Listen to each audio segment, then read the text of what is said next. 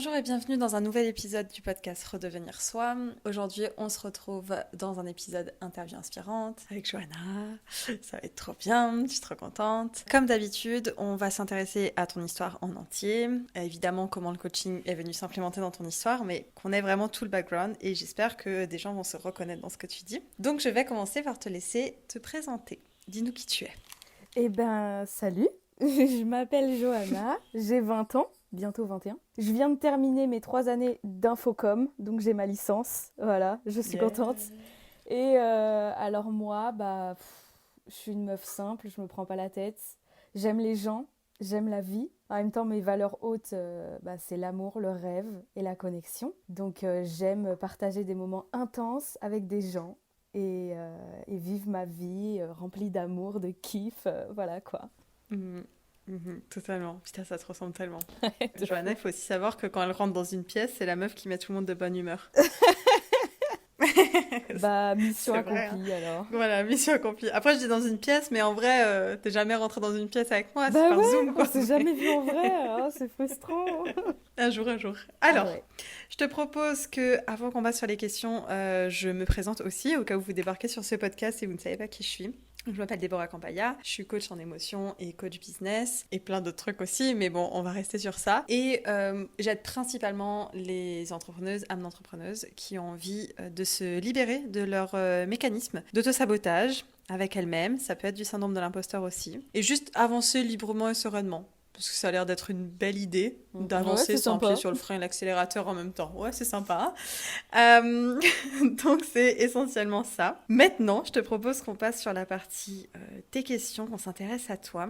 Alors j'ai bien envie que tu nous expliques un peu où est-ce que tu en étais dans ta vie, dans plusieurs domaines de ta vie, avant de prendre le coaching. Pour rappel, on a fait un coaching de combien de temps? De De 4, 4 5 mois? mois. 4 mois, je De crois. 4 mois. Ouais, j'ai pris le mois Ouais. supplémentaire, donc 5. Ah oui, 5 mois au final. 4 plus un mois. Ouais. Alors, t'en étais où? Dis-nous. Alors, waouh. J'étais vraiment paumée. Sincèrement, j'ai traversé des étapes difficiles dans ma vie, mais là, j'étais à un stade de ma vie où, pour la première fois, je m'étais entièrement laissée tomber dans mes pensées négatives. Elles avaient, pour la première fois de ma vie, pris le dessus à un point incontrôlable. Déjà que je pense beaucoup à la base, mais alors là, vraiment, j'étais noyée dans ces pensées, à un tel point que je ne me reconnaissais plus Mm, et que, premier degré, je pensais que j'étais possédée, quoi. Je me suis dit, mais il y a quelqu'un d'autre qui parle à ma place, dans mon corps, c'est pas moi. mm, Ces pensées-là, elles me correspondent pas, je me retrouve pas dedans, mais en même temps, elles sont là. Donc c'est qu'il y a un problème, et c'est moi le problème, et c'est ma vie le problème. Voilà, donc j'en étais à un stade où je me laissais complètement couler. J'allais plus à la fac, j'y arrivais plus. J'avais du mal en tout cas. J'avais développé de l'anxiété sociale, de la phobie scolaire. J'arrivais plus à aller à la fac par angoisse, en fait, par peur. J'arrivais plus à aller, ne serait-ce que déposer un chèque à la banque, hein, on s'en souvient. mm. Mhm. Je pleurais, Je me hein, souviens de vraiment, cette je histoire. rentrais dans un lieu public, je chialais, enfin voilà quoi. Alors que je suis une personnalité qui est pas vraiment, enfin, je veux dire, comme ça à la base, en tout cas, j'ai une facilité Ouais, à parler aux gens, quoi. Là, ouais. impossible. Et voilà, grosso modo, c'était ça, impossible d'aller vers les autres. Je me reconnaissais plus dans rien et j'étais super malheureuse. Je dormais plus la nuit, donc j'avais des horaires complètement décalés. Je me levais, non, je me couchais à 8 heures le matin et je me levais à 16 heures de l'après-midi. J'avais plus Mm. de rythme, j'étais vraiment paumée, quoi. Et je me souviens que tu me disais beaucoup que tu sentais que c'était en totale contradiction avec la femme que tu avais eu l'habitude d'être. Ouais, Et qu'il y avait ce truc de j'aimerais bien me retrouver, en fait, d'une certaine manière. ouais, là je Ma sentais joie de que vivre, ma simplicité. ouais, c'est ça. Et c'est pour ça que j'emploie le mot perdu, parce que c'était pas juste Mm. perdu au sens je sais pas quoi faire de ma vie, c'était que je m'étais Ouais, perdue moi-même et que je me reconnaissais plus, quoi. ouais, c'est dingue. Est-ce que tu peux nous parler, tu disais, tu as plein de pensées qui t'appartenaient pas et que tu avais l'impression presque d'être possédée. Tu peux nous parler un peu des pensées que tu avais? En fait, j'avais vachement des pensées où je remettais tout en question. même les choses les plus stables de ma vie, où je savais que c'était des choses qui me correspondaient. Par exemple, si j'aimais quelque chose, et ben tout de suite j'allais me dire ouais mais non, mais c'est pas fait pour toi, non mais de toute façon tu sais très bien que tu vas t'en lasser au bout de 2 secondes, que ça va pas fonctionner parce que toi t'es une meuf comme ça, comme ça, comme ça. Non mais si ça se trouve tu dis que t'aimes ça, mais en fait c'est juste parce que t'as peur d'assumer, de pas l'aimer. Enfin, j'étais toujours en train de remettre en question tout ce qui pouvait m'appartenir à la base, tout ce qui pouvait être stable, tout ce qui pouvait me rendre heureuse et tout ce qui était dans ma vie et ancré depuis longtemps. C'était des questionnements qui avaient pour but de me pousser, c'était vraiment me pousser à presque avouer quelque chose qui n'était pas moi, hein, qui me faisait peur et qui était le contraire de ce que je pouvais penser. C'était vraiment la petite voix du diable qui voulait absolument que mes peurs existent, en fait, pour de vrai. Et mes questionnements avaient pour but d'absolument faire ressortir ces peurs et qu'un jour je me dise ouais bah ouais voilà, j'avais raison d'avoir peur parce que en effet je suis comme ça, j'ai vécu ça, je vis ça, je ressens ça, alors qu'en fait je ressentais pas ces choses-là, mais ces petites voix voulaient absolument que je les ressente. Et du coup je me disais ouais mais attends, si je me demande si je ressens ça, c'est que je le ressens, puisque sinon je me demanderais pas si je le ressens. Donc du coup c'est que j'ai raison de me poser la question, donc c'est qu'il y a un problème. Le truc sans fin, quoi. Le truc vraiment, tu tombes dans un tourbillon et ça s'arrête jamais, Et quoi. vraiment, ça s'arrêtait pas. Bah, j'endormais pas la nuit, je faisais des crises d'angoisse parce que vu que j'arrivais pas à l'arrêter, je me disais mais pourquoi j'arrive pas à l'arrêter? Qu'est-ce qui se passe dans ma tête? Est-ce que je deviens folle? Je pensais que je devenais folle, hein. Oh là là. Mais c'est vrai que c'est vraiment dur quand t'as des pensées qui sont récurrentes et qui viennent remettre en question les choses qui sont stables dans ta vie. Et t'es en fait, et c'est ce que tu disais, vu que t'étais perdu, ben en fait c'était une conséquence. Quand on est perdu, quand on ne sait pas vraiment qui on est, eh ben au final on ne sait pas vraiment ce qu'on aime, on ne sait pas vraiment ce qu'on n'aime pas, on ne sait pas vraiment ce qu'on veut, on ne sait pas vraiment ce qu'on veut pas. On est tout le temps dans un genre d'entre-deux, la fameuse mi-molle là. Ouais, On c'est est toujours ça. dans ce truc où genre on n'arrive pas à se positionner au final. Mais même pour prendre des décisions, c'est compliqué. Et tu te retrouves à remettre en question des choses dans ta vie qui en fait te rendaient heureuse, Ouais, quoi. je comprenais tellement pas cette façon de réagir que je suis passée par tous les questionnements rationnels. C'est-à-dire que vu que je comprenais pas ce qu'il y avait dans ma tête et pourquoi j'arrivais pas à l'arrêter, j'ai fait plusieurs tests de grossesse. J'ai cru que je faisais des dénis de grossesse parce que je trouve que j'avais tellement un comportement extrême que je pensais que c'était dû à des montées d'hormones. Franchement, je me suis posé tout un tas de questions. Après, vu que j'ai quelques croyances spirituelles, je pensais que c'était à cause des énergies, qu'on m'avait peut-être envoyé des mauvaises énergies. Alors que pourtant, même si j'ai des croyances spirituelles, je ne crois pas spécialement en la possession ni au, comment ça s'appelle, la magie noire et tout, ça me touche pas trop. Mais j'ai commencé à me dire non mais si ça se trouve, ça existe et c'est pour ça que je me sens mal. Et ouais, j'ai vraiment pensé à toutes ces questions, mais parce que c'était tellement irréel Ouais.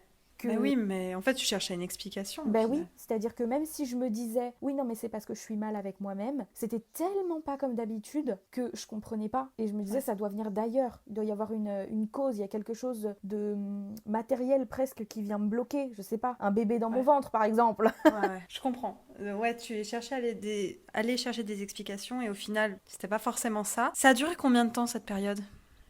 Très longtemps. Bon, après, dans une vie, c'est pas très longtemps, mais avec l'effet du Covid et tout, pour moi, ça a duré vraiment longtemps. Ça a duré à peu près 1 an et demi.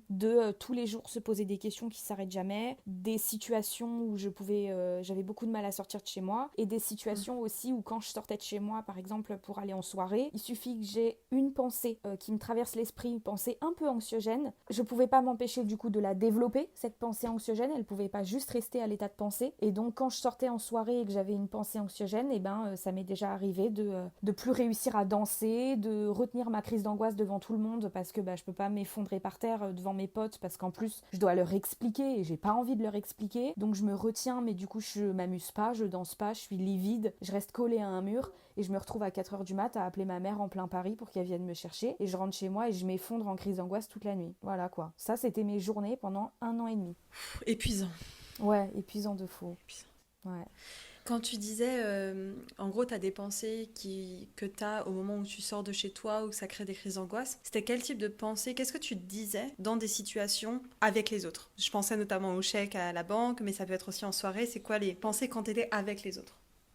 Alors en fait c'est super bizarre parce que j'ai beaucoup de mal à répondre à cette question parce que j'ai tellement de pensées qui fusaient que ça finissait Ouais. par être un état d'être au quotidien, même dans les moments où je ne pensais pas. Il y avait une ambiance plombante permanente en moi et donc par exemple dans les moments où je sortais de chez moi à cause de cette phobie que j'avais développée des autres, des situations scolaires, etc. C'était souvent une grosse peur du jugement Mhm.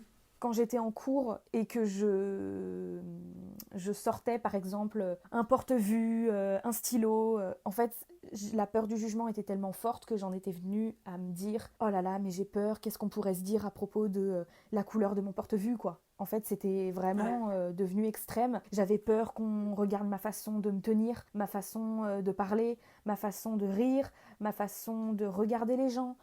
C'était vraiment ma façon d'être. Je pouvais avoir envie de pisser pendant tout le cours. J'osais pas sortir pisser parce que j'avais peur qu'on regarde ma façon de me lever. Mhm. Et j'avais peur que le prof me dise ah bah non, mais quand même, vous pourriez prévenir. Et donc là, la honte devant toute la classe. Et alors que je le répète, j'étais à la fac, donc c'est quand même une ambiance qui est tout à fait différente. En plus, j'étais dans une fac très très chill, avec une grande ouverture d'esprit. Donc clairement, tu pourrais te lever, te mettre à twerker au milieu de la classe, ce serait plus drôle que gênant, quoi. Mais là, j'étais vraiment bloquée complet. Et je me disais ce genre de choses, voilà, la peur du jugement, la peur qu'on me regarde, la peur de mal faire, la peur de pas être à la hauteur, la peur de me taper la honte, la peur de la honte, vraiment beaucoup ça, la peur de la honte, c'était ça. Et je vois qu'il y a beaucoup de projections. Alors, je me projette dans une situation, on va potentiellement me juger. Ah bah ouais. Des choses qui sont en fait pas rationnelles. Ah non, pas du tout. Ah, Clairement, c'était bon. des... Mais c'était que de la projection parce que du coup, voilà, je sortais de chez moi pour reprendre l'exemple de la banque. Je suis rentrée dans la banque. Ma mère m'avait demandé de déposer un chèque. Et à ce moment-là, ma mère avait beaucoup l'habitude, et c'est toujours le cas, de m'accompagner quand je vais quelque part, etc. Mais là, encore plus, vu qu'elle savait que j'étais pas à l'aise. Sauf que Ouais. à ce moment-là, je pensais que ce serait elle qui parlerait. Et elle n'a pas parlé. Et donc, ça m'a surpris. Et du coup, je me suis mise à pleurer parce que j'avais oublié comment on faisait pour déposer un chèque. Je savais qu'il fallait que je demande quelque chose à la dame de l'accueil, mais je savais plus quoi. Et en fait, tous ces questionnements de oh mon Dieu, je suis face à une situation que je connais pas, ma mère ne parle pas alors que d'habitude elle parle, je sais qu'il Mhm. faut que je demande quelque chose, mais je sais pas quoi, et je sais pas comment faire, et je sais pas quel mot trouver. Bah, en fait, je me suis mise à pleurer. Et donc, c'est que des projections, parce que factuellement, il se passait rien. C'est-à-dire que je suis juste rentrée dans la banque et je me suis Ouais. mise à pleurer, quoi. Ouais, ouais, ouais. Donc, Mais dans même ta pas. tête, il se passait beaucoup de choses, quoi. Ouais, même pas d'éléments déclencheurs, je veux dire, factuels, quoi. C'était que Ouais, par la ouais. pensée, les éléments déclencheurs. Là, on a ton rapport à toi et les autres. Par rapport à tes valeurs hautes, je sais que tu as une valeur haute de rêve, Mm. de dingue, et de connexion avec les gens. T'aimes beaucoup les... En fait, c'est ça qui est marrant. C'est que c'est très contradictoire finalement avec le type de personne que t'es, très joyeux, rêveuse, qui adore. Je pense notamment, tu sais, à ce moment où tu m'avais parlé du petit mot que t'avais écrit à la fille dans le train, Ouais. et que ça t'avait donné. Voilà. Tu sais, genre, t'étais vraiment en connexion avec les gens. Ouais. Euh, comment t'appréhendais ce décalage entre je sais que c'est pas moi et en même temps, vu que c'est quotidien, ça devrait être moi, vu que c'est là tout le temps. Tu vois ce que je veux dire? Comment Euh, t'appréhendais ça? Bah alors justement, je dirais que ça a été un choc Ok. parce que je m'étais toujours connue sous cette facette, comme tu dis, voilà, connexion, rêve, joie, etc. Très optimiste, toujours honte de rien, quoi. Moi, je suis vraiment le genre de personne, je peux sortir en pyjama dans la rue, ça ne me pose aucun problème, Mhm. quoi. Mhm. Donc la honte, je la connaissais sans la connaître, bon voilà. Et en fait, j'ai appréhendé ça par le choc parce que Mhm. justement, je me suis dit qu'en fait, peut-être que je me connaissais pas. Et peut-être que c'était un masque, tout ça. Et que Mhm. c'était pas ma personnalité, mais du tout, pas du tout, du tout. Parce que je sais que j'utilise quand même cette personnalité de base pour en faire un masque en société, pour ne Mhm. pas montrer mes failles, etc. Ça, c'est vrai qu'il y a une part de ma personnalité qui m'aide pour masquer certaines faiblesses, mais je sais aussi que je me force pas à avoir cette personnalité, donc c'est Mhm. vraiment en moi. Et là, du coup, avant le coaching, vu que les pendules n'avaient pas été remises à l'heure du tout sur ma personnalité, que j'avais pas mis de mots sur mes valeurs et donc sur des comportements, et ben du coup je me suis juste dit que j'étais en train de me transformer, littéralement et négativement, que j'étais en train de plonger dans une facette qui était plus moi et qui en même temps était peut-être le vrai moi que j'avais jamais vu Mhm. vraiment et que je m'en sortirais jamais quoi. C'est fou d'en arriver à un point où on se dit, en fait, peut-être c'est ça le vrai moi, alors que j'ai pas Ouais. envie d'être cette personne. Ben c'est ça, et donc tu luttes, et puis en parallèle, ça me tient à cœur d'en parler quand même, en parallèle, je voyais des trucs sur internet de positivisme, voire de positivisme extrême, qui disaient sans cesse qu'il faut jamais lutter contre une partie de soi, qu'il faut jamais, et c'est vrai, hein, mais quand on entend ces phrases brutes de pomme, sans aucun contexte, sans aucun accompagnement derrière, juste une vidéo de 3 minutes qui te dit accepte qui tu es dans l'ombre et la lumière, bah là Mm. moi j'avais juste envie de pleurer encore plus parce que j'avais pas envie d'accepter cette part de moi et de me dire bon bah ok c'est moi. Bah non, je sentais que c'était pas moi et en même Mm. temps d'entendre partout voilà ne résiste pas, accepte et tu verras ça passera. Bah moi plus je lâchais prise, moins je résistais et plus Mm. ce comportement là il s'ancrait en moi et il venait prendre tout l'espace de mon Toute la cerveau quoi. place. Donc il faut Ah. faire quand même attention à ce qu'on peut lire, entendre et tout dans des petites vidéos de 30 secondes sur TikTok par des professionnels ou des pseudo-professionnels parce que c'est des phrases qui sont vraies mais qui nécessitent un accompagnement pour moi et des exercices pour en prendre conscience et pour prendre conscience de ce que ça veut dire Pour s'accepter toi aussi. dans Ouais. l'ombre. C'est pas juste accepter tous les comportements négatifs et être hyper ok avec ça et kiffer ça. C'est vraiment Mm. plus profond que ça. Ça m'a manqué avant d'avoir le coaching, hein, ça me manquait de pas avoir d'explication sur ça parce que du coup ça m'angoissait plus qu'autre chose en fait. Donc même quand tu regardais des contenus qui sont censés t'aider, finalement, c'était une bonne occasion pour te venir t'angoisser encore plus. Ouais, parce que je me disais que du coup, bah, c'était bel et bien moi, cette façon de penser, c'était bel et bien ma personnalité et que je devais l'accepter, que c'était comme ça, que ça partirait jamais. Je suis curieuse, vu que tu parles d'accompagnement, qu'est-ce qui a fait que tu allais demander de l'aide et surtout, est-ce que tu avais déjà demandé de l'aide avant? Ouais, j'avais déjà demandé de l'aide avant puisque je suis quand même suivie par des psys depuis que je suis toute petite, dû à Ouais. mon passé. Donc, en plus de ça, j'ai une maman extraordinaire qui communique énormément, avec qui on parle Mm. beaucoup. Voilà, moi j'ai grandi dans une famille où quand on s'embrouille, ça crie, ça pleure, mais en fait, on discute pendant 4 heures, de minuit à 4 heures du matin pour résoudre le problème et ça finit en confession. Enfin voilà. Donc, la communication, l'échange et demander de l'aide, c'est pas quelque chose face auquel j'étais réticente du tout. J'ai Mhm. aucun a priori sur le milieu psy, voilà, je suis très à l'aise avec ça. Par contre, je m'étais jamais retrouvée dans une situation comme ça et donc j'avais jamais demandé de l'aide par rapport à ça, à cette Mhm. situation-là où j'étais complètement enfoncée dans mes pensées et pour la première fois de ma vie, je n'osais pas en parler, ni à mes copines les plus proches, hein, vraiment, j'ai commencé à en parler à mes copines quand j'allais un peu mieux, hein, vraiment. Ok. Alors que je suis quelqu'un voilà, d'extraverti qui a besoin de se confier et je suis un moulin à parole, donc mes copines et moi, on est en fusion, quoi. Mm. Mais là, j'ai pas osé demander de l'aide sur le moment ou ne serait-ce qu'en parler parce que j'avais peur de moi-même en fait et je me Mm. faisais peur donc vu que je me faisais peur j'avais pas envie d'en parler parce que ça rendait la chose réelle Ouais. et j'avais pas envie de recevoir des conseils sur une personnalité qui m'angoissait voilà j'avais pas envie que ça se voit j'avais Mm. pas envie de le voir moi-même ça me hantait chaque jour, je sentais que j'avais besoin de sortir cette grosse pierre qui m'alourdissait quotidiennement, mais j'arrivais pas à en parler à mes copines parce qu'en plus de ça, j'arrivais pas à trouver les mots. J'étais là juste, je suis pas bien, je sais pourquoi, sans savoir pourquoi. J'ai des pensées qui me correspondent pas, mais j'ai pas envie de parler de mes pensées que j'ai parce que c'est des pensées qui me font peur et qui me correspondent pas et auxquelles j'ai honte, mais en même temps je sais qu'elles traduisent quelque chose de plus profond. Donc c'était vraiment un peu le brouillon. Et voilà, donc j'avais jamais vraiment demandé de l'aide avant de te rencontrer toi. Mhm. J'avais juste plus ou moins voilà enfin après il y a les gens très très proches de toi mon copain ma mère qui avait vu que j'allais mal parce que quand tu vis avec des gens forcément voilà il y a des choses qui Il le voit. changent quoi tu le sens mais j'avais beaucoup de mal à poser des mots dessus et à sortir ça de moi quoi. Et qu'est-ce qui a fait que tu t'es tournée vers moi? Parce que là, je me dis, t'as de la difficulté à demander de l'aide. C'est passé comment? J'ai plus aucune idée de comment ça s'est passé. Bah alors, ça s'est passé que tu avais mis dans ta story une boîte à questions sur l'auto-sabotage et je t'avais répondu. T'avais demandé en gros qui pense être victime d'auto-sabotage quoi. Et Mhm. je t'avais répondu moi, j'avais donné quelques éléments de réponse dans la boîte à questions, je sais plus ce que je t'avais dit, mais des trucs qui traduisaient que voilà en quoi je ressentais ce sentiment d'auto-sabotage. Et on a commencé à parler en privé, et Ok. c'est là que tu m'as proposé une session stratégie et que j'ai naturellement accepté. Et donc après voilà, c'est parti de là quoi, on a fait la session stratégie et puis après j'ai pris le coaching. Ouais. On en a fait deux d'ailleurs, et je me souviens il y avait beaucoup de choses Ah bah à ouais. prendre en compte. Je pense que ça va durer peut-être 4 heures en tous les deux ensemble. Ouais. Ouais, bah, comme d'hab, on parle trop, quoi. On parle trop. On nous lance, c'est terminé, quoi. On s'arrête plus. Ok, je vois. Du coup, je le rappelle quand même parce que tu parles des sessions stratégiques, mais il y a 2 types de sessions aujourd'hui. Si vous avez envie d'entamer la même chose que Johanna, que vous pouvez faire. Un, c'est la session stratégique, qui est un appel que vous pouvez prendre en description, hein, un appel où on va vraiment faire le point sur où est-ce que tu en es aujourd'hui, mettre de la clarté sur tes problématiques, sur tes désirs et quelle est la solution qui peut être adaptée à toi.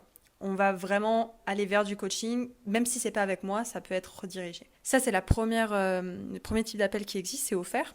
Et le deuxième type, c'est les sessions OCA. Et là, c'est un autre but, c'est le fait d'avoir un coaching, vraiment un coaching, pas une mise au point d'où t'en es, mais un coaching de 20 minutes sur une problématique en particulier. Et à la fin des 20 minutes, il y a un déclic qui se fait. Toi, on était parti sur la session OCA. Comment ça s'est passé pour toi, la prise de décision ? Qu'est-ce qui s'est passé pour que tu dises « Ok, c'est bon, je prends le coaching, peu importe ce que ça veut dire, je vais le prendre ». La sensation que j'avais plus rien à perdre.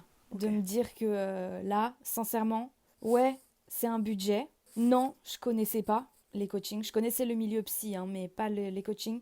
Ouais, il y a beaucoup de gens qu'on voit dans nos pubs YouTube là, qui te prétendent avoir des vies de rêve et te conseiller en 3 minutes sur comment être millionnaire. Donc ouais, il y a des arnaques. Mais en même temps, je te connaissais déjà de YouTube, donc j'avais un instinct qui me disait que j'avais confiance en toi dès le début. Hein, j'avais pas de méfiance et tout. Je savais que ce que tu allais me proposer allait être qualitatif.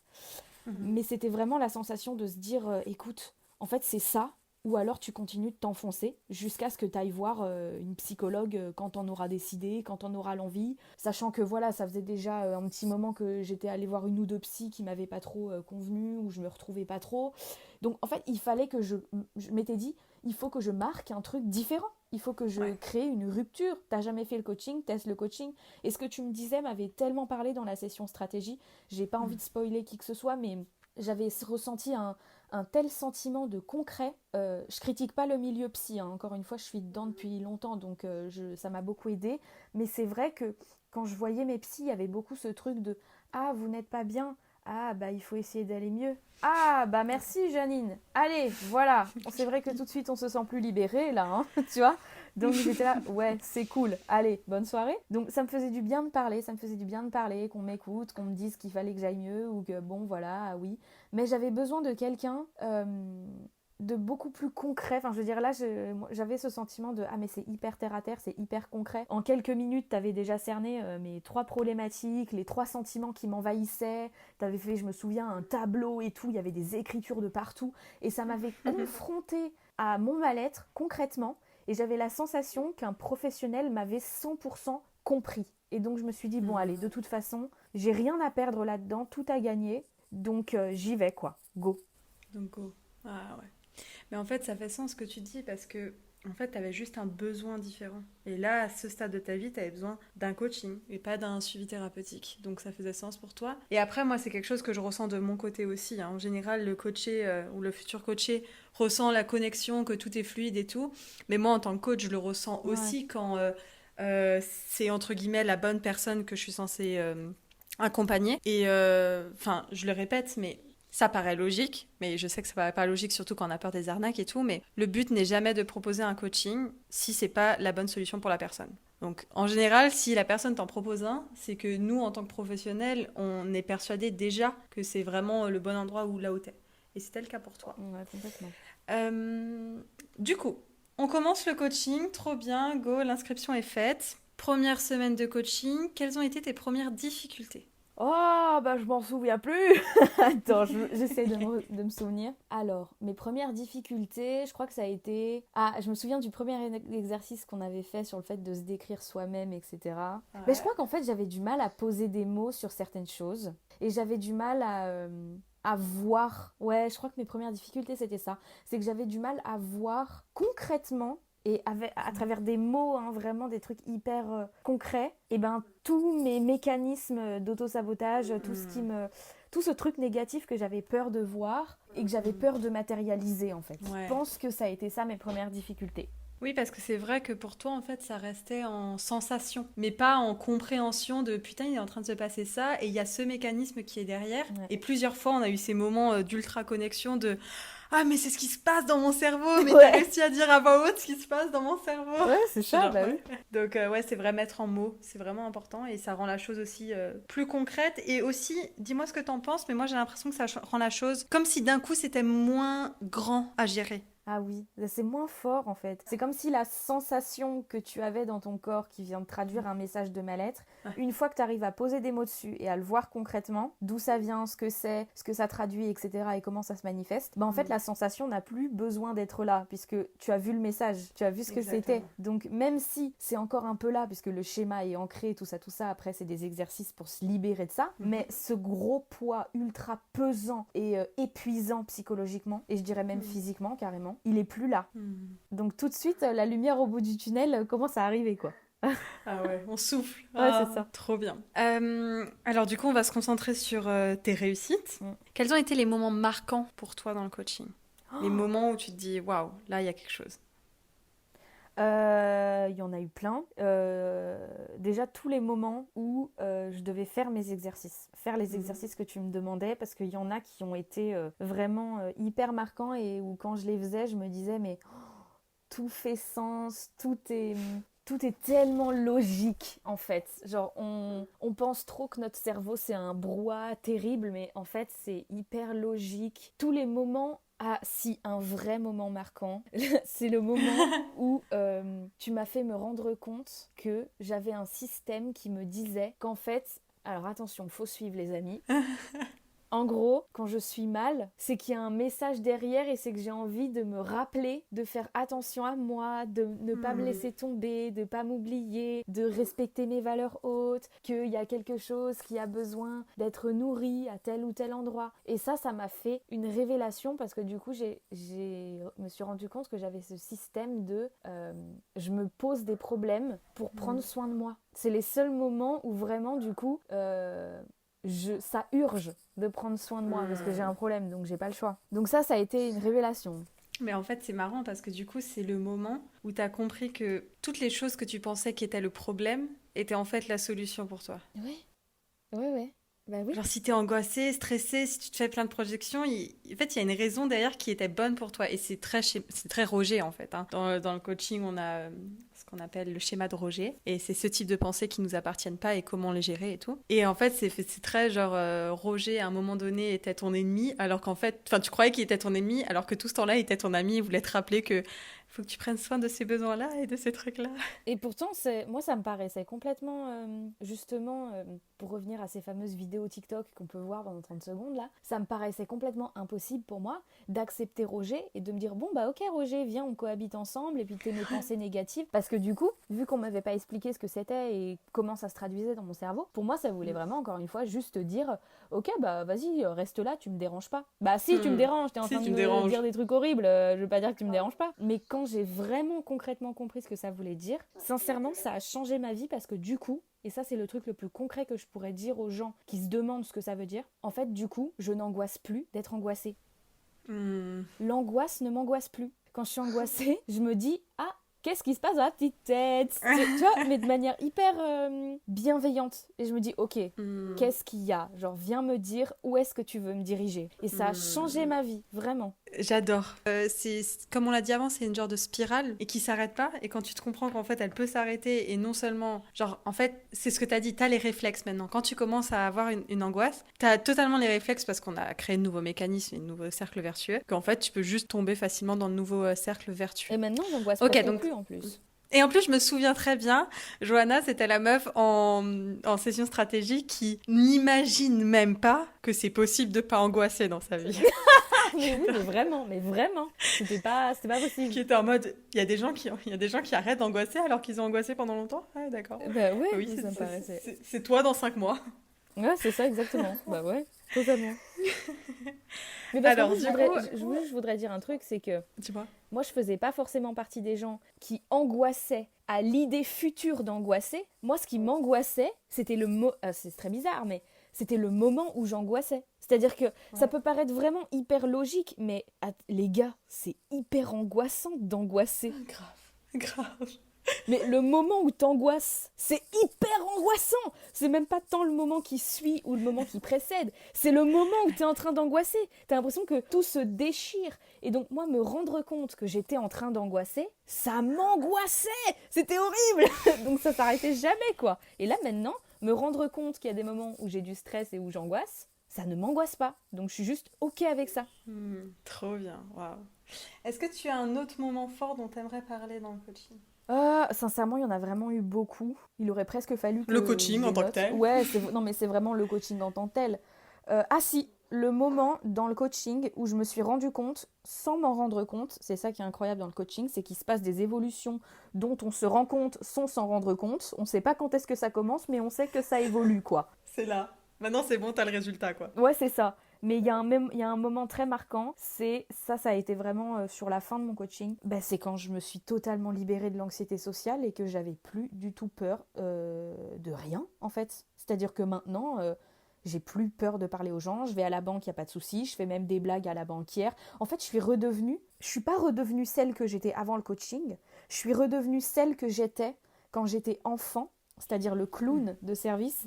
Et ça a été une libération, surtout quand ma mère m'a dit, le jour où j'ai osé demander du sel au serveur, lui faire une blague et tout au resto, elle m'a dit oh, je retrouve ma fille. Et ça, je me suis dit, maman, on est sur la même longueur d'onde parce que je me suis retrouvée, moi aussi. J'ai renoué avec ma petite Johanna de voilà quand j'étais enfant et que j'avais pas de problème à m'ouvrir. Et c'est encore plus fluide qu'avant le coaching. Vraiment. Et avant cette période d'anxiété sociale, c'est encore plus fort et encore plus moi-même qu'avant, quoi. Je me suis vraiment reconnectée à mon moi très très profond et très ancien. C'est dingue. Ouais. On est vraiment sur redevenir soi, là. Ah, mais totalement. Mais ça prend sens, là. Tu redeviens toi et le toi, pas le toi d'avant, pas le toi que tu t'es construit pendant des années ou quoi. Tu redeviens le toi intrinsèque. Vraiment. C'est trop bien. Totalement. J'adore. Le toi que t'es censé être aujourd'hui, en fait. Ouais, c'est ça. Et c'est évident, tu sens que c'est toi, vraiment. Oh, j'adore. Et un truc que je veux rajouter et qui peut paraître contradictoire, mais en fait, dis-moi si je me trompe, mais au final, on n'a eu aucune session en 5 mois sur réellement traiter toi quand tu vas à la banque ou toi quand tu dois dire quelque chose à des gens. Et ça, c'est intéressant de se rendre compte parce que c'est la même chose quand vous venez et qu'on parle de syndrome de l'imposteur. En général, il n'y aura aucune session où on sera genre juste sur le syndrome de l'imposteur ou la conséquence que ça crée dans ta vie, ou toi, les angoisses en tant que telles, on n'a pas eu de session d'apprendre à respirer. Quand il y a une angoisse, on essaye de se dire ça, ça, ça. Parce que, en fait, ce qui est important, c'est pas la conséquence, c'est quel est le mécanisme qui vient causer ça. Ouais. Et si on change le mécanisme, ben on n'a plus besoin de traiter la conséquence. Ah oui, non, mais on n'a pas parlé une seule fois de... D'ailleurs, c'est marrant parce que quand j'ai pris le coaching avec Déborah et qu'elle m'avait dit ok, ouais, tu verras, ton anxiété sociale, elle va partir, quoi. Je me suis dit, oh purée, elle va me donner des exercices, là. Je vais devoir demander un stylo rouge à la voisine de classe, tu vois. Je me suis dit que t'allais me donner ce genre d'exercice, quoi. Exercice que j'appréhendais, forcément. Et en fait, bah même pas, quoi. Rien du tout. C'est vraiment, on est parti sur un truc qui est tellement plus profond, qui est tellement en lien avec l'identité, en fait, que du coup, ça a tout modifié après. Les choses se sont naturellement... naturellement, les choses ont eu un déclic. C'est comme quand tu rencontres une personne avec qui tu es hyper compatible, c'est tout coule de source, tout est évident, les éléments se décoincent petit à petit, tout est plus fluide, tout est plus simple. Et ben là, c'est pareil, c'est vraiment, on a fait des exercices sur d'autres choses et ensuite, dans ma vie, concrètement, tout était plus simple. Je me rendais même pas compte que mon mécanisme de pensée avait changé, mais c'était quelques heures après, un événement où je me disais, ah bah tiens, quand même, c'est marrant parce que pour la première fois, j'ai pas réagi comme ça. C'est ce genre de petites pensées qui viennent à se construire et qui font qu'on se rend compte au bout d'un moment que le mécanisme de pensée a changé et est vraiment ancré. Ouais. Et c'est dingue parce que tu disais cet exercice du stylo rouge à demander à ta collègue ou quoi. Et ce qui est intéressant, c'est que tu n'auras pas cet exercice, mais un jour, en début de session de coaching, je vais te dire quelle est ta fierté de la semaine. mais en fait, j'ai réussi à faire ça et mais c'était c'est trop ça. naturel, tu sais. Ah, c'est trop ça. Ouais, mais en plus, c'est vraiment ce qui se passait pour le coup dans nos coachings. Parce qu'il y avait vraiment des moments où, quand j'ai commencé à combattre mon anxiété sociale, c'est vrai, tu m'avais donné aucun exercice, on n'en avait vraiment jamais parlé, hein, même. C'était vraiment pas un truc qu'on avait abordé concrètement. Mais en fait, c'était pas le sujet. C'est Ouais. ça qui est intéressant à savoir. C'est pas ça le sujet. Exactement. Et un jour, j'ai commencé à avoir envie dans la rue, quand je croisais une fille que je trouvais jolie ou un chien que je trouvais mignon. Dans ma tête, commençaient à se créer des pensées du style « Oh, j'ai trop envie d'aller lui dire que son chien, il est trop beau. » Je le faisais pas, mais commençait à émerger cette pensée. Alors que quand j'avais l'anxiété sociale, il fallait absolument que je change de trottoir, quoi, limite. Hein, Et au bout d'un moment, ces pensées ont commencé à devenir concrètes. C'est-à-dire qu'un jour, sans réfléchir, je suis allée voir une nana dans la rue et je lui ai dit « Oh, il est trop beau ton chien, c'est quoi comme race, il a quel âge, il s'appelle comment ?» Et après, je me suis rendu compte que « mais je viens de concrétiser une pensée que j'ai depuis longtemps, qui me chauffe, et je suis trop fière de moi. » Enfin, voilà quoi. Les choses se sont déboîtées petit à petit. Trop bien. Oh là là. C'est pour ça que j'adore travailler sur les transitions identitaires, pas les déclics. Trop cool. Alors, on en est où? On a déjà dépassé le temps, c'est pas grave. J'ai envie de faire un point sur où est-ce que t'en es aujourd'hui. À quoi ressemble ta vie aujourd'hui? Avec toi-même et les autres et tout. Ma vie ressemble à ce que je veux. Donc je suis contente. Ma vie ressemble à... en fait, j'ai osé réaliser mes rêves, entreprendre des choses qui me tenaient à cœur depuis longtemps. Je me suis reconnectée à des passions qui étaient en moi depuis mon enfance et qui, je pense aussi beaucoup grâce au coaching, se sont révélées, notamment les animaux. Je suis passionnée par les animaux depuis que je suis petite, donc... J'ai fait beaucoup de cheval quand j'étais très très jeune et puis j'ai arrêté pendant mon adolescence parce que je pensais à autre chose, quoi, normal, ce que je peux comprendre. Et là, j'ai osé tout simplement remettre les pieds dedans, prendre une demi-pension. Voilà, maintenant je m'occupe de chevaux quasiment tous les jours. Je fais des grands galops dans la forêt. Enfin, je veux dire, voilà quoi, j'ai juste réalisé ce que je veux réaliser depuis longtemps. Là, je vais essayer je suis en train de me renseigner pour essayer de rencontrer un des dresseurs équins les plus connus dans le monde, quoi. Je vais faire une formation pour devenir éducatrice canine. Je suis déjà en train de voir quelques chiens. En fait, je suis en train de réaliser les projets qui sont dans ma tête et qui, à la base, se construisent sur du rêve, puisque c'est une de mes valeurs hautes. Sauf que grâce au coaching, j'arrive à les rendre concrètes. J'ai de l'audace, j'ai confiance en moi beaucoup plus qu'avant. J'ai plus peur du regard des autres, ou en tout cas, mais drastiquement moins. Je me laisse pas détruire par les critiques des autres, j'ose entreprendre, j'ose demander, j'ose ouvrir les portes avec un pied, deux pieds s'il faut, j'ai plus peur de la société, j'ose poser des questions, j'ose aller demander, j'ose parler à des inconnus, j'ose vivre fluidement en fait. Et puis si j'ai une question qui me traverse l'esprit, il suffit que je fasse un petit exercice ou deux, ou que même pas en fait, juste je me pose sur cette question et que je prenne du recul, mais tout naturellement, je saurais même pas expliquer comment. Je suis juste ok avec l'idée d'avoir des pensées parfois tristes, des pensées difficiles. Par exemple, il y a encore quelques jours, vu que je travaille avec les animaux et dans le comportement des animaux, aussi bien le comportement des chevaux que le comportement des chiens, c'est très difficile hein, comme domaine, et donc ça amène énormément de remises en question, vraiment beaucoup, beaucoup, beaucoup. Et il y a encore quelques jours, voilà, je me suis dit, mais de toute façon, ça se trouve, je suis pas faite pour ça, ça se trouve, je comprends pas les animaux, ça se trouve, je fais de la merde, je suis nulle. Je me suis encore posé ces questions, mais en fait, ça a duré quoi, quelques jours, et puis en fait, c'est reparti de plus belle après, et là, je suis toujours avec les animaux, et j'ai confiance en moi, et je sais que je suis faite pour ça, parce que j'ai juste des faits hyper concrets avec des animaux qui me prouvent que je suis faite pour ça. Et j'aborde cette tristesse en me disant, bah ouais, meuf, c'est normal, je veux dire, si tu veux travailler avec les animaux, ma pauvre, mais t'en auras des moments où tu vas te dire, mais je comprends rien, les chiens, ils m'emmerdent, s'ils pouvaient parler, ce serait plus simple. C'est normal en fait, ça fait partie du process, et ça veut juste dire que j'évolue, et ça veut dire que je suis en train de comprendre le milieu dans lequel j'ai envie de bosser, tout simplement. Donc ça passe par des moments d'intensité positive et négative, et je suis vraiment hyper ok avec ça. Parce que de toute façon, après la pluie vient le beau temps, c'est la vérité, c'est vraiment la vérité. Quand il y a un événement négatif, il y a toujours une retombée positive derrière, un tremplin qui va se mettre sur nos pas, et des signes en fait, juste des signes de l'univers aussi. Après, peu importe nos croyances spirituelles, mais moi, après cette période où je me suis dit que j'étais pas faite pour les animaux, par exemple, truc tout con, mais j'étais vraiment pas très bien, j'étais triste et tout, et j'ai eu l'occasion d'avoir un contact physique avec des alpagas, les espèces de petits lamas tout doux là, tout mignons.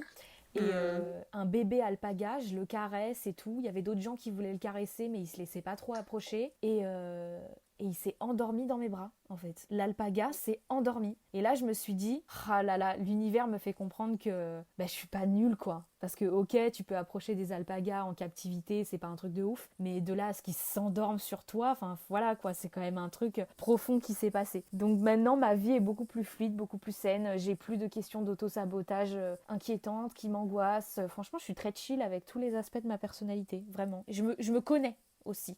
J'ai trouvé mon identité, il y a plein de comportements pour moi qui... En fait, c'est bizarre, mais par exemple, quand on a des comportements semblables à la dépression, quand on est diagnostiqué dépressif, ça fait du bien. Pareil quand on est bipolaire, pareil quand on est borderline ou schizophrène, parce que tout d'un coup, les comportements qu'on a prennent sens. Les comportements qu'on a signifient quelque chose, on sait d'où ça vient et donc on connaît. Et bien là, moi, c'est pareil, c'est-à-dire que tous mes comportements en lien avec mes valeurs hautes, vu que je suis quelqu'un qui a besoin de connexion, de rêve, parfois j'ai des comportements hyper spontanés, hyper soudains, qui sont très particuliers. J'ai des manifestations d'amour pour des inconnus d'un coup qui sont hyper étranges et j'ai des moments, j'ai des besoins de me promener, solitude, d'écouter de la musique, de rêver, voilà. Et avant, j'avais du mal à poser des mots sur ça et je me disais mais je suis trop bizarre, je suis un extraterrestre, je suis un alien. Et en fait maintenant, ça prend sens. Bah non, c'est parce que ma valeur de vie, c'est de rêver en fait. Donc ouais, il y a des moments où à 14h ou à midi 3, midi 4, je vais avoir besoin de sortir, d'écouter de la musique et de faire un tour de pâté de maison. Voilà, c'est parce que j'ai besoin de rêver. Tout prend sens en fait, donc j'ai appris à me connaître. Qu'est-ce que c'est tellement basique, mais c'est tellement important de se connaître. Mais parce que c'est tellement stable après pour ta vie. T'es tellement stable, t'as tellement des piliers où tu te dis bah ouais, mais je me connais, je sais que je réagis comme ça parce que ma valeur haute c'est ça et je ne supporte pas tel comportement chez les autres. Bah ouais, mais en même temps c'est normal parce que ma valeur haute c'est ça. En fait, tout a un sens, vraiment tout. Ah, j'adore, oh là là. Qu'est-ce que tu dirais à la personne qui peut t'écouter, qui se retrouve dans la même position que la Johanna d'avant le coaching et qui hésite à le prendre? Alors déjà, sache que j'ai énormément d'empathie pour toi. Vraiment, je ne te connais pas, mais ma valeur haute d'amour a envie de te faire un énorme câlin et te dire à quel point tu vas y arriver. Non, mais j'ai envie de dire à ces personnes-là que... mais pauvres, sincèrement, hein, c'est vrai que c'est horrible de traverser ce genre de période, c'est très difficile. Mais en fait, j'ai envie de leur dire que vous êtes en train de vous laisser tomber pour apprendre à ne plus jamais vous laisser tomber. Donc c'est horrible, vous souffrez énormément tous les jours, vous avez envie de rien, c'est vraiment horrible, plus rien n'a de sens et plus rien n'est stable. Mais il faut surtout pas penser que c'est la fin. Parce qu'en fait, c'est probablement la fin de quelque chose qui vous rongeait depuis tellement longtemps. Et un jour, vous aurez ce déclic. Moi, ça a été avec Déborah, mais un jour, vous aurez ce déclic, que ce soit avec un membre de la famille, une situation, un déménagement, peu importe. Un jour, vous aurez ce déclic qui fera que vous vous prendrez en main avec l'aide de quelqu'un ou tout seul, peu importe, après chacun son chemin, et vous verrez que tout prendra sens, vraiment. Donc, et ne faites pas non plus comme moi, c'est-à-dire ne vous forcez pas à essayer d'aller bien et à essayer de méditer si ça vous convient pas. Voilà, parce que moi ça me saoulait, j'ai fait des méditations et j'allais pas mieux. Donc n'essayez pas, si c'est pas fait pour vous, c'est pas fait pour vous. Et si vous arrivez pas pendant la méditation à calmer votre flot de pensée et que vous trouvez que c'est pas normal, sachez que c'est normal. Voilà, c'est parce que vous avez besoin d'extérioriser. Donc vous inquiétez pas.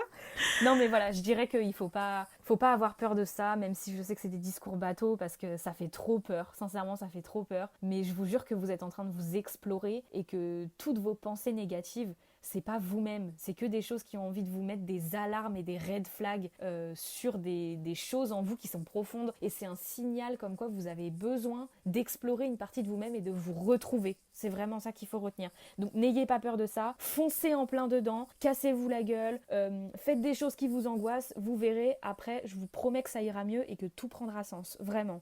Mais prenez-vous en main, vous laissez pas dépérir comme ça, faut pas finir comme une loque quoi.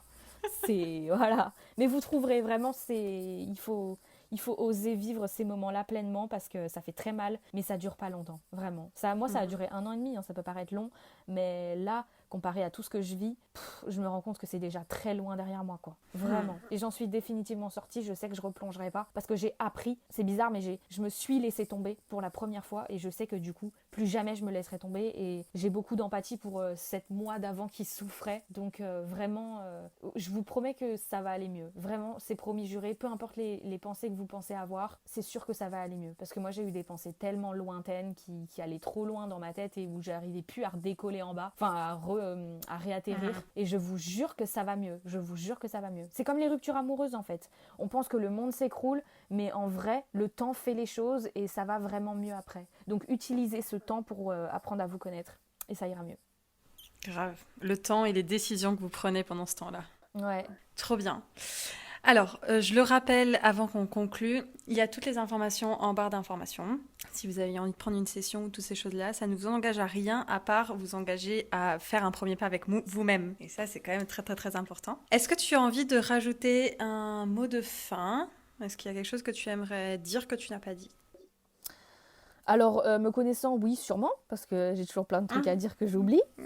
Mais non, franchement, que je suis hyper reconnaissante envers moi d'avoir osé faire ça, que je suis hyper reconnaissante que ce petit pas... En fait, je suis hyper reconnaissante de la moi d'avant qui était si triste, si dépitée, et qui se rendait pas compte que le micro-pas qu'elle avait fait de prendre la session stratégique allait débloquer sa vie. Donc, je suis hyper reconnaissante du fait que même dans le moment où je me suis laissée tomber, j'ai eu cette micro-action qui a tout débloqué. Donc comme quoi en fait on se laisse tomber mais en même temps jamais vraiment quoi. Parce qu'on peut toujours faire une micro-action qui peut se sauver soi-même. Donc je suis hyper reconnaissante de ça. Je suis hyper reconnaissante que ma mère m'ait aidée à faire ce coaching et m'ait encouragée. Et de manière générale, je suis hyper reconnaissante d'avoir la mère que j'ai. Je suis hyper reconnaissante d'avoir eu une coach comme toi. Parce qu'on se correspond très bien. Et pour la première fois de ma vie, j'ai eu l'impression qu'un professionnel m'avait 100% compris. Moi qui d'habitude, c'est presque moi qui fais la thérapie quand je suis dans le cabinet psy. Là, pour la première fois, j'ai eu la sensation que quelqu'un pouvait m'apporter un truc auquel j'avais pas pensé. Ça, c'est la première fois. Donc voilà, c'est ça que je rajouterais. Trop bien. Ah, je suis aussi très très contente d'avoir une coachée comme toi. Bah oui, tu peux, parce que faut dire que t'es quand même tombée sur une sacrée lumière. J'ai quand même passé des minutes entières en fou rire parce que je n'arrivais plus à m'arrêter grâce à toi. C'est clair. Ok, trop bien. Je te propose qu'on s'arrête ici. Merci d'avoir écouté ce podcast jusqu'à la fin. N'hésitez pas à commenter s'il y a des choses où vous reconnaissez dans le discours de Johanna. Je pense que ça te fera du plaisir aussi de lire ça. En tout cas, moi, j'irai lire ça. Et puis, on se retrouve dans un nouvel épisode. À très vite. Bye bye.